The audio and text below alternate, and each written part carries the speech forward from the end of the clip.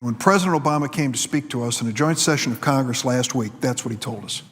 He basically said, let's roll up our sleeves, work together, both political parties in Congress for a change, and do something about this economy. 14 million Americans out of work. The report now from the Joint Economic Committee and others about the highest level of poverty in our country in decades. The problems that working families are having week to week, month to month, and year to year, falling behind despite all their hard work. Their wages aren't rising to keep up with the cost of living. Many are surviving paycheck to paycheck. A survey taken recently across America asking working families the following question: could you come up with $2,000 in 30 days if you had to, either out of savings or borrow it? 53% of working families said yes, and 47% said no. That's how close to the edge almost half of working families are living. A $2,000 medical bill at an emergency room is almost nothing these days. It's for a minor injury, and these families could not come up with it. That's what they're facing, and that's why the president said, let us focus on doing things that will help these families and equally, if not more important, help small businesses create jobs. There's no argument here about creating an army of government jobs. That's not even on the table. The president's not proposing that. Here's what he said: let's give a tax cut, a payroll tax cut to working individuals so they have more take-home pay. I took a look at what it would mean in the state of Illinois. It would mean for the average income, which is $53,000 a year, that family would get $1,400 in tax cuts, $120 a month. I think it's worth something to working families to have that much more in their pocket to meet the needs of their family and perhaps make some critical purchases for their children, for their future, whatever it might be. That is a tax cut the president has proposed.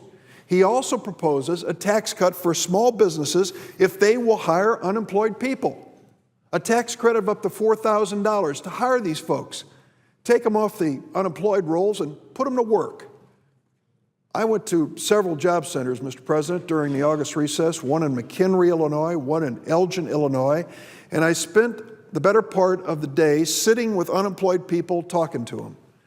You ought to go there. If you think the unemployed of America, the 14 million that we hear the statistics on, are living the life of luxury on their unemployment checks, they're not. Most of them are struggling to survive, and many of them desperately come each day to a job center to brush up their resume, to find out the latest people asking for new workers and put in new applications day after day after day, and many of them discouraged after submitting hundreds of applications with no response. Some go back to school. I met a couple that had really made the right life choice, going back to take courses at community colleges where they could afford it, or in job training centers where there would be no charge to them, pick up a new skill in an area where you can get a job. That is the reality, and the president is trying to create tax incentives for small businesses to hire those people. Now, usually, the Republicans who come to the floor are applauding tax cuts. My experience is they're for tax cuts in times good and bad. But this time, they're against these tax cuts. Well, what's the difference between these tax cuts and the ones that the Republicans historically support? There are two differences. The president's tax cuts are focused on middle-income families, not the wealthiest.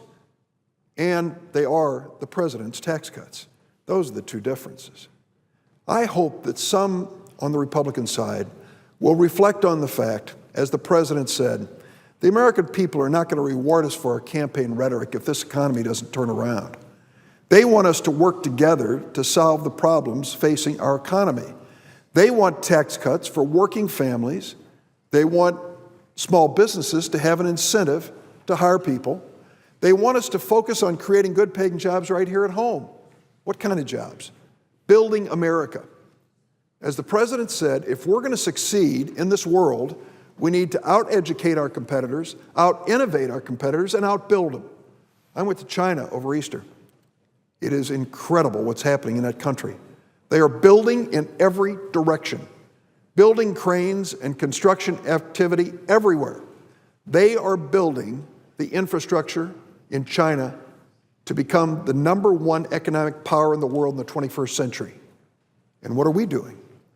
We're hearing speech after speech saying because of the deficit, we cannot invest in America. We cannot invest in education, some say. We can't invest in research, they argue. We can't invest on building America. I think they're wrong. The deficit is a serious challenge. But even the Bowles-Simpson Commission, which I served on and voted for, said when you get serious about cutting spending, do it when this recession is behind you. They know, we know, you can't balance the budget with 14 million Americans out of work. And let me say a word about the safety net in America. I made a visit in Champaign, Illinois to a food distributing operation. They distribute food to pantries and soup kitchens all around central Illinois. Unfortunately, their business has never been better. More and more families are showing up in these places for a helping hand. And I went in there to hear how they're doing. They're getting a lot of help from the private sector that donate food that's near expiration, for example, and a lot of contributions from churches and charitable individuals. It's really heartwarming to see it. As I went to tour this place, there was a young woman there. She was an attractive, well-dressed woman, and I assumed she worked for this food depository. And then she said to me that she had a job in the local school district as a teacher's aide. And I was a little bit puzzled as to whether she was on the board of directors or what her connection was. She came there to tell me that as a single mom with 2 little kids, even with a job in the school district, which she was happy to have, she still needed food stamps to put food on the table every day for her kids. You know, I don't think Americans, those of us lucky enough to never have to worry about the next meal, know what families are going through. Working families struggling with low income, trying to keep their kids well fed and to do what every parent wants to do. More and more they're going to soup kitchens very quietly because that's a meal they don't have to pay for. They're going to the pantries to pick up the groceries. I've seen them in one of the nicest and most prosperous counties in my state, DuPage County. I went to the pantries there and I saw the people coming through the door. You wouldn't be able to pick them out, but they are working families that need a helping hand. That is the reality, and that's why the safety net is so important. I'm troubled that so many people today are on food stamps, but I'm not troubled because they're on food stamps. I'm troubled because they have to be on food stamps. I hear some of these critics come to the floor and argue, you know, there are just too darn many people on food stamps. There's something wrong here. Well, what's wrong is not food stamps. What's wrong is hunger and low income and working families struggling to get by, paycheck to paycheck. That's what's wrong. And the numbers of Americans now qualifying for this food stamp assistance is even going up among those who are employed, like the lady I met in Champaign, Illinois. That's a reality. Something else is happening too. As more and more people lose their jobs, they lose their health insurance. When I sit down with the unemployed, that's one of the first items that comes up. Because once you've lost that health insurance premium that your employer helps you pay, most folks can't afford it. It's just way beyond them. So they're out there without insurance. They're vulnerable. Some of them have sick kids, chronically ill children, and they worry about it. They go to the free clinics. We're seeing more and more working families showing up at free clinics across America. That's a reality of this economy too. So when we talk about cutting spending on Medicaid, keep in mind who receives Medicaid payments in America. In my state of Illinois, 36% of the children, 36% of Illinois children are covered by Medicaid insurance. When it comes to births in the state of Illinois, 52% of all births in Illinois are paid for by Medicaid. But the biggest single expense in Medicaid, neither one of those. 20% of the Medicaid recipients in my state account for 60% of the cost of the program, the elderly. Parents, grandparents, great-grandparents in nursing homes and convalescent centers, on Medicare and broke. Stay in there because Medicaid steps in and helps them keep things together so they have at least some care and some attention in the late years of their life. When we talk about cutting spending in Medicaid, we are talking about hurting the most vulnerable people in America.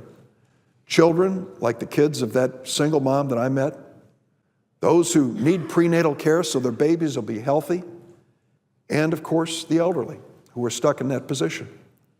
The same thing's true with Medicare. I understand Medicare costs are going up dramatically. I also understand the number of people under Social Security and Medicare is going to rise as baby boomers reach that age. But we have to take care that at the end of the day, we protect the basic premiums and benefits that are presently available under Medicare. For a lot of Americans and a lot of seniors, it's their only health insurance. It's really what keeps them independent and strong. And we can't compromise that basic protection by privatizing Medicare or raising the cost of Medicare beyond the reach of senior citizens. Finally, when it comes to Social Security, let me just say that this is a program which means a lot. For 70% of Social Security recipients, it's a majority of their retirement. For 25% of Social Security recipients, it's all they get. That's it. So guarding Social Security and protecting its future is important for our parents and grandparents. It's important for our country and for its future as well. The president came forward and he said, "This is my jobs bill. This is what I think will help move America forward, put more spending power in the hands of working families, create incentives for small businesses to hire people, focus on putting firefighters, cops, and teachers back to work. That's a priority in our country for sure. And investing in building in America." One of the few lines the president had that got bipartisan standing ovation, there weren't many, last Thursday, was when he said, "It's an embarrassment that 10% of our returning veterans are unemployed. Let's put our veterans back to work." That's part of the president's plan. Doing nothing is unacceptable. The president has said, no more games, no more delay, no more politics. Do something. That's a message I got in August as I returned to Illinois. It's a message I hope my colleagues share as well.